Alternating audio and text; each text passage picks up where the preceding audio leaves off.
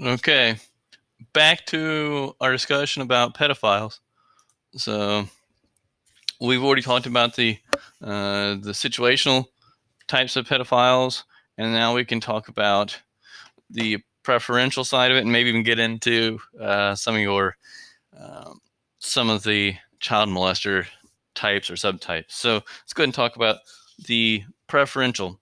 So misopeds, they are the type that, as we look at your different child molesters, that they are the ones that have, there's a sexual gratification um, along with violence with these.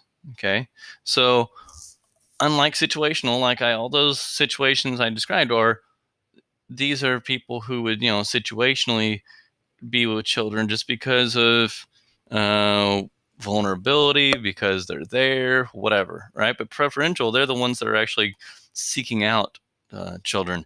So the preferential pedophile is the type that would be the one that would sit at parks, shopping centers, any place like that where children are going to be, something like those little, some of those restaurants, or gaming type of restaurants where they would like Chuck E. Cheese, or well, Dave and Buster's more for adults, but either way, you have some of those different places, and you can tell that I don't exactly go to those a whole lot, but nonetheless, you would have that's a kind of place where you would see, like amusement parks would be another one where a misoped would, hang out, find a victim, and they're the ones who are going to actually abduct, excuse me, um, abduct a child from those places.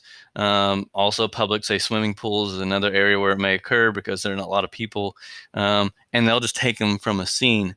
Okay, um, and there is some sexual gratification they're getting out of that, but part of that comes from just the violence that they are being able to demonstrate. So what you're talking about with these, there is the sexual interest isn't necessarily in just the child, um, but they use sex basically to abuse them, and it's the violent aspect of that actually causes them to be excited. So some people are like, oh well, they get excited by the fact it's a kid.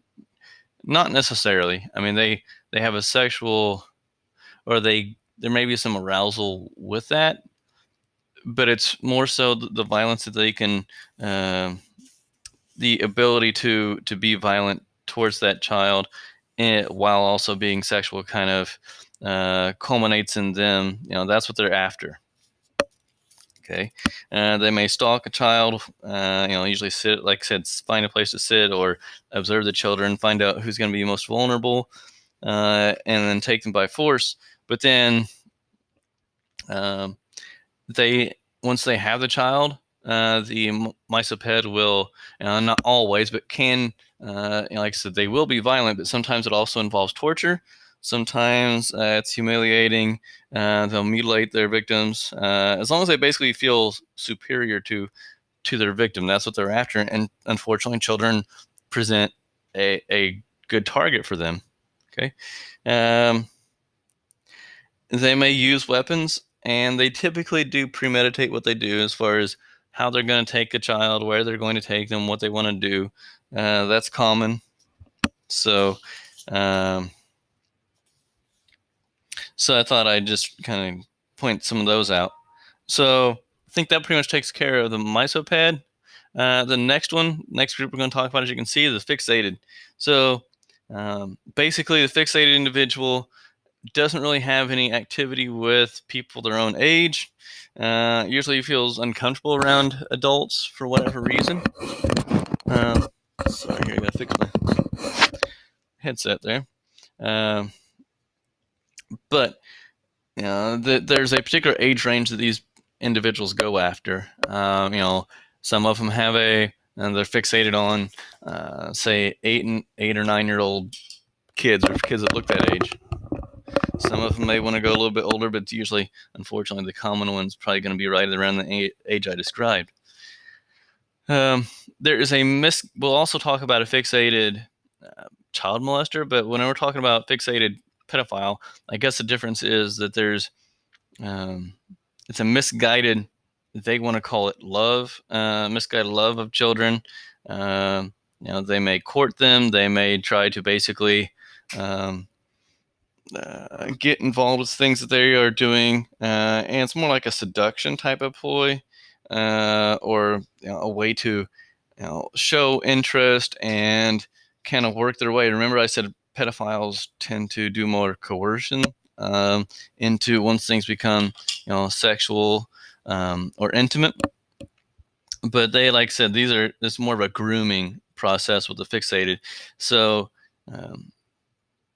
there's an allure for the younger type, and like I said, they usually have a specific age group or age type, body type, whatever the case is, that they prefer to go after. And there's usually sometimes, I shouldn't say usually, a number of times there are the reason why they pick a particular age, whether it be because of how they feel that child looks, the way they, the innocence maybe, or even something that occurred in their own life at that point in time that kind of freezes their mind in that concept or that idea of what to look for. So that's what we're talking about with the fixated pedophile. They have a fixated on children, typically of a particular or specific age range, and the fact that children are like I said, less demanding, but also there's a lot of courting that goes on. There's a lot of grooming in essence, so that they can eventually get, in their mind, they are getting consent. It's not real consent, because remember, unless you're like Ruth Bader Ginsburg, who's okay with trying to give 12-year-olds consent. Unless you agree with that, vast majority of people, including psychologists, doctors, and you name it, basically say we don't have the ability to develop that kind of judgment at that age. The fixated type of pedophile, in their mind, is trying to make it seem like that child is or youth is giving consent to what they're doing, to anything that would be usually it goes into like the first thing that will end up happening that will be sexual outside of fondling, anything like that, would be oral sex, and it doesn't and that doesn't always lead into intercourse, but ultimately it usually leads into at least oral sex. And then if the fixated pedophile can get the victim to, in essence, consent in their own definition of consent, then they may get into or move into actual intercourse. So, okay, so enough about those two, the types of situational, preferential, and the subtypes. Now let's go into the child molester side of things. So, child molestation, as you can read there, adult who touches or fondles children for his or own sexual gratification. That's not necessarily, in fact, I think there was a typo here. Sorry, I'm going back to check on something. I went way too far back.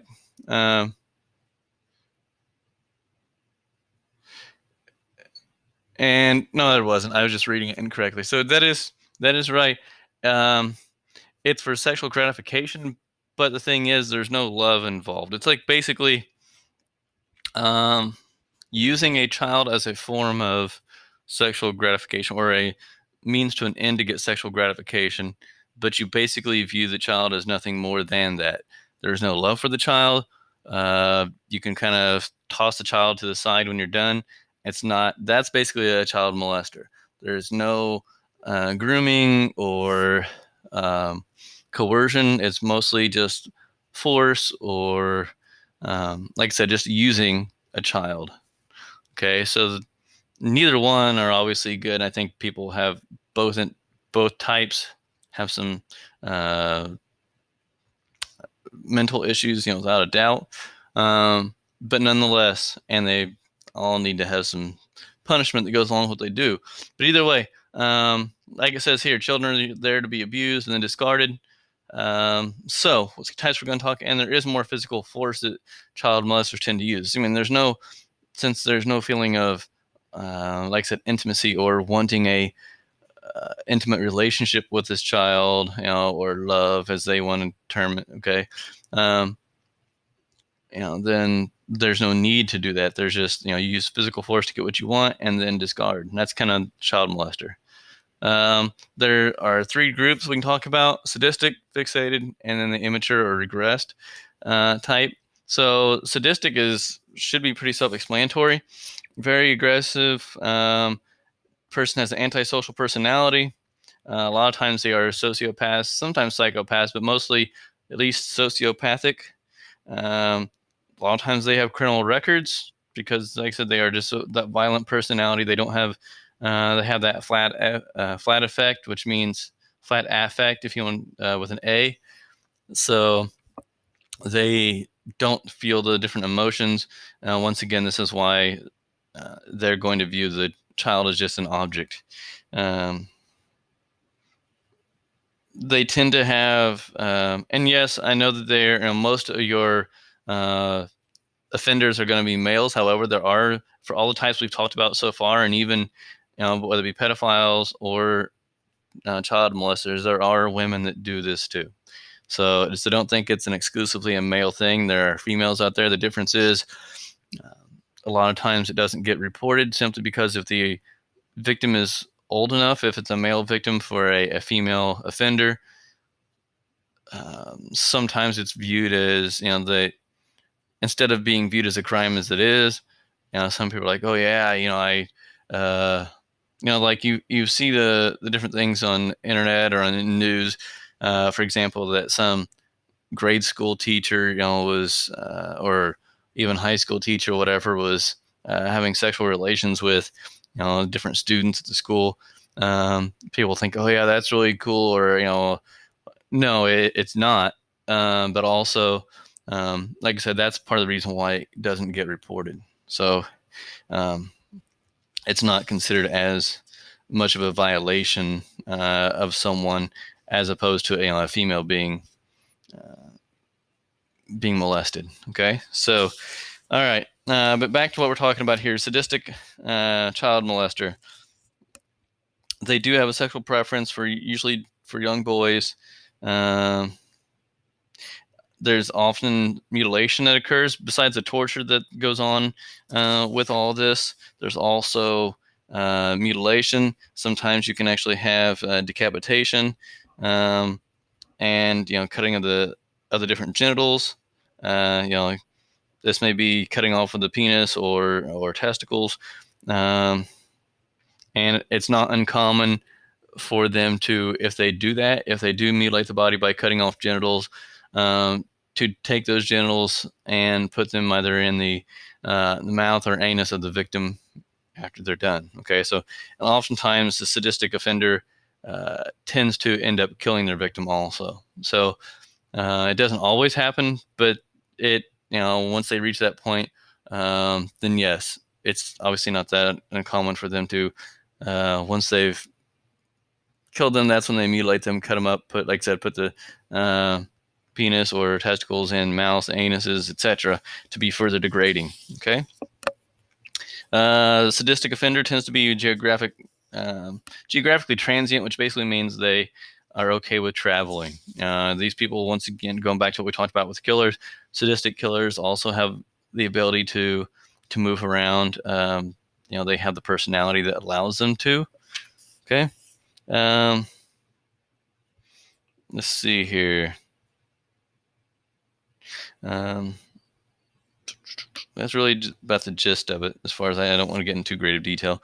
Okay, fixated, because I want to try to finish this up without having to make it a whole another video, but I'm not going to be able to do that because I didn't realize how far I'd gone. So I will finish up fixated and immature regressed next time, and it will not be a very long video. So I will talk to you guys then.